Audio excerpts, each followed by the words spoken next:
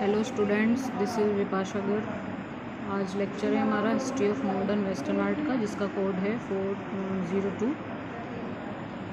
सो हम बात कर रहे थे आर्टिस्ट ऑस्कर कोकोश्का के बारे में। ये कोकोश्का जी की फ़ोटो है। इसमें इनका जन्म हुआ था 1 मार्च 1886।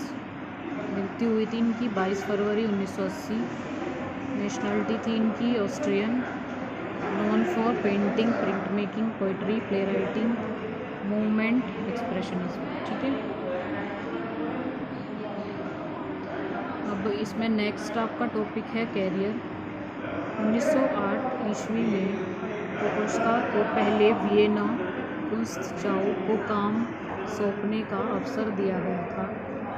सरकार द्वारा वित्त पोषित यह प्रदर्शनी पर्यटकों को लाने और कला की दुनिया में वियना की प्रमुखता की पुष्टि करने के लिए स्थापित की गई थी। यानी 1908 में जो कोकोश्का जी थे, इनको पहले वियना कुंस्टचाउ को काम सौंपने का अवसर दिया गया था इनको। उसके बाद सरकार द्वारा वित्त पोषित यह प्रदर्शनी पर्यटकों को लाने और कला की दुनिया में वियना की प्रमुखता की पुष्टि करने के लिए स्थापित की गई थी। कोकोश्का को रंगीन छवियों के लिए वीनर वर्कस्टेड फिट्ज वॉन डफर के निर्देशक से एक कमीशन प्राप्त हुआ, जो बच्चों की किताब को पूरा करेगा और प्रदर्शनी में प्रदर्शित किया जाएगा। तो इनको रंगीन छवियों के लिए वीनर वर्कस्टेड फिट्ज वॉन डफर के निर्देशन से कमीशन प्राप्त हुआ था, जो बच्चों की किताब को पूरा करेगा और प्रदर्शनी में ये प्रदर्शित किया जाएगा। कोकोश्का ने हालांकि ऐसी छवियों के निर्माण की स्वतंत्रता ली, है ना। इन्होंने छवियों के निर्माण की स्वतंत्रता ली थी। कोकोश्का ने पारंपरिक यूरोपीय लोक कला की बोल्ड लाइनों और अभिव्यंजक रंगों को भी अपनाया। तो इन्होंने जो हमारी यूरोपीय लोक कला है, उसकी बोल्ड लाइन को और अभिव्यंजक रंगों को भी इन्होंने अपनाया था। द ड्रीम बियरर्स नामक ट्रेपेस्ट्री के साथ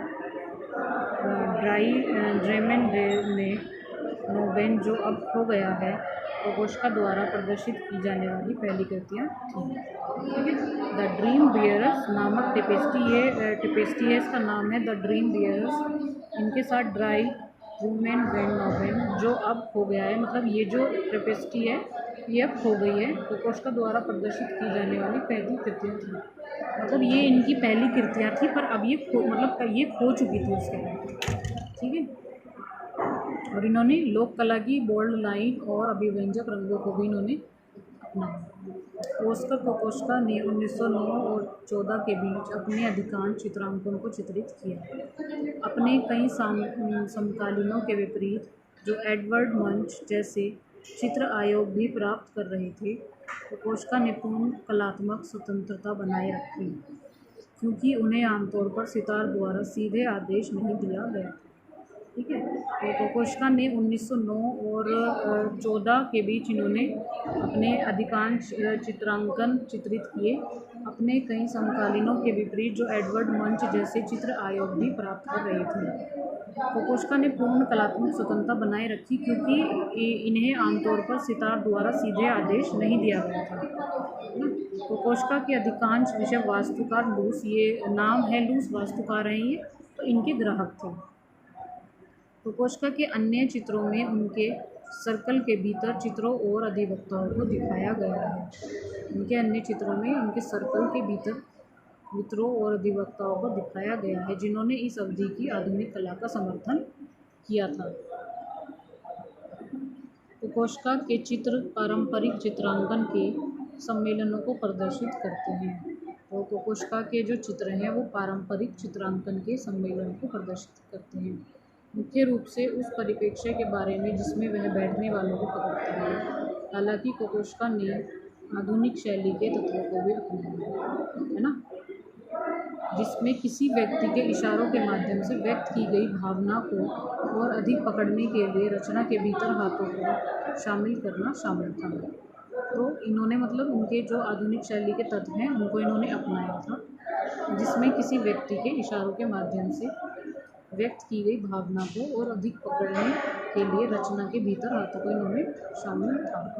कोकोश्का के चित्रों में उस समय के जर्मन ड्राइव ग्रुप कलाकारों के कार्यों में दिखाए गए लोगों के समान एक अभिव्यक्ति रंग पैलेट शामिल है।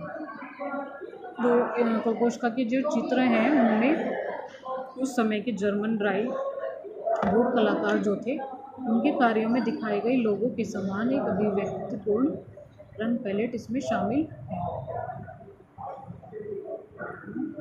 कोकोश्का के तीखे कठोर रंगों का उपयोग जो विषयों को सड़ती हुई लाशों के रूप में प्रकट करते हैं। मतलब इसमें ये दिखाया है कि ये तीखे रंगों का प्रयोग करते थे जो लाशों के रूप में प्रकट करते हैं। कोकोश्का के चित्र हालांकि पेंटिंग के कार्य के प्रतीकात्मक महत्व में उनके विश्वास के कारण उनके समकालीनों से भिन्न थे, है ना। उनके जो चित्र थे पेंटिंग के कार्य के प्रतीकात्मक महत्व में उनके विश्वास के कारण उनके समकालीनों से भिन्न थे, जो दृश्यमान ब्रश स्ट्रोक और उजागर कैनवास के क्षेत्रों द्वारा जोड़ दिया गया था, है ना। जो दृश्यमान जो ब्रश स्ट्रोक और उजागर कैनवास के क्षेत्रों द्वारा जोड़ दिया गया था। कोकोश्का ने चित्रकारी तकनीकों को ड्राइंग में उपयोग किए गए लोगों के साथ एकीकृत किया, जैसा कि उनके जीवन और विपरीत रंगों, तेज ब्रश स्ट्रोक, चिंतित खरोंच के निशान और आसमान हैंडलिंग के उपयोग में देखा गया है। ठीक है, तो कोकोश्का ने चित्रकारी तकनीकों को ड्राइंग में उपयोग किए गए लोगों के साथ एकत्रित किया। मतलब जो चित्रकारी की जो ड्राइंग की तकनीक है उसमें उपयोग के लोगों के एक साथ एकत्रित किया, जैसा कि उनके जीवन और विपरीत रंगों, तेज ब्रश स्ट्रोक, चिंतित खरोंच के निशान और आसमान हैंडलिंग के रूप में उनको देखा गया। कोकोश्का का चित्र हंस टिटरज और एरिका टिटरज कॉनराड 1909 में युगल के घर के पुस्तकालय में चित्रित किया गया था। तो इनका कोकोश्का का जो चित्र था वो हंस टिटरज और एरिका टिटरज कॉनराड ये 1909 में युगल के घर के पुस्तकालय में चित्रित किया गया था। कलाकार के घनिष्ठ मित्र होने के अलावा युगल उस समय के प्रमुख कला इतिहासकार भी थे। पेंटिंग शुरू करने के कुछ ही समय बाद कोकोश्का ने अपना पेंट ब्रश स्थापित किया और केवल अपनी उंगलियों का उपयोग करना शुरू कर दिया। ठीक है, तो इनका जो चित्र था हंस टिटरज और एरिका टिटरज कॉनराड ये 1909 में युगल के घर के पुस्तकालयों में चित्रित किया गया था। कलाकार के घनिष्ठ मित्र होने के अलावा युगल उस समय के प्रमुख कला इतिहासकार भी थे। पेंटिंग शुरू करने के कुछ ही समय बाद कोकोश्का ने अपना पेंट ब्रश स्थापित किया। मतलब जब इन्होंने अपनी पेंटिंग शुरू की थी तो उसके कुछ ही समय बाद इन्होंने अपना पेंट ब्रश स्थापित किया था और ये केवल अपनी उंगलियों का ही मतलब इन्होंने स्टार्टिंग में अपनी उंगलियों का उपयोग करना शुरू किया था। मतलब पेंट ब्रश इन्होंने स्थापित किया था पर मोस्टली ये उंगलियों का इस्तेमाल करते हैं, उसका ही इन्होंने उपयोग करना शुरू किया। कोकोश्का ने अपनी नाखूनों का उपयोग पेंट में पतली रेखाओं को खरोंचने के लिए किया था, है ना। इन्होंने अपने नाखूनों का उपयोग पेंट में पतली रेखा खरोंचने के लिए किया था। जैसे अगर हम नाखून लगा उसमें करेंगे यूज़ तो उसमें पतली रेखा ही आएंगी इनमें, तो इन्होंने अपने नाखूनों का उपयोग पेंट में पतली रेखा खरोंचने के लिए किया था, जो कि रूपरेखा और हैचिंग और क्रॉस हैचिंग के क्षेत्रों के साथ साथ पूरी पृष्ठभूमि में दिखाई देते हैं। ठीक है, तो जो कि रूपरेखा और हैचिंग और क्रॉस हैचिंग के क्षेत्रों के साथ पूरी पृष्ठभूमि में ये दिखाई देते थे। जैसे हैचिंग होती है और जो क्रॉस हैचिंग होती है तो उसी के साथ साथ ही पृष्ठभूमि में दिखाई देती है। 1910 में कोकोश्का बर्लिन चले गए। उसी वर्ष बर्लिन में न्यू सेक्शन की स्थापना हुई। तो 1910 में ये बर्लिन चले गए थे और उसी वर्ष बर्लिन में न्यू सेक्शन की स्थापना हुई थी।